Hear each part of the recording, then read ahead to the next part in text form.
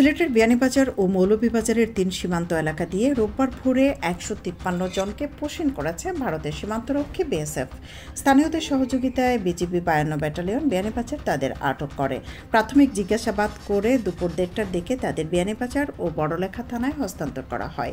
বিয়ানীবাজার নয়াগ্রাম সীমান্তে আটককৃত ৩২ জন ৮ পরিবারের সদস্য। গোলাপগঞ্জ উপজেলায় শুরু হয়েছে ৩ দিনব্যাপী ভূমি মেলা ও ভূমি সেবা সপ্তাহ।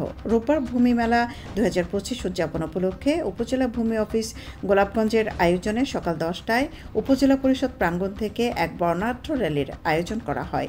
র্যালি শেষে উপজেলা ভূমি অফিস প্রাঙ্গণে স্থাপিত সেবা বুথ উদ্বোধন করা হয়। জকিগঞ্জ উপজেলার খলাছড়া ইউনিয়নের বনগ্রামে শনিবার সকালে পার্শ্ববর্তী কেরাইয়া গ্রামের মানসিক ভারসাম্যহীন রফিকুল ইসলাম গণপিটুনির শিকার হয়েছেন। আহত রফিকুল বর্তমানে Sylhet MAG Osmani medical college হাসপাতালে চিকিৎসাধীন। সিলেট রুটে বেসরকারি এয়ারলাইন এয়ার আস্ট্রা পুনরায় ফ্লাইট চালু করেছে।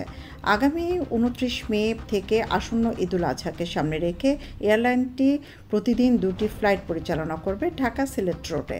শনিবার এয়ার আস্ট্রার সিইও ইমরান আসিফ এ তথ্য নিশ্চিত করেছেন। বড়লেখায় বিদ্যুৎস্পৃষ্ট হয়ে জাফর আহমদ নামে এক শিশুর মর্মান্তিক মৃত্যু হয়েছে। রোববার সকাল ৬:৩০টার দিকে উপজেলার দক্ষিণবাগ ইউনিয়নের শেখপাড়া এলাকায় এই দুর্ঘটনা ঘটে।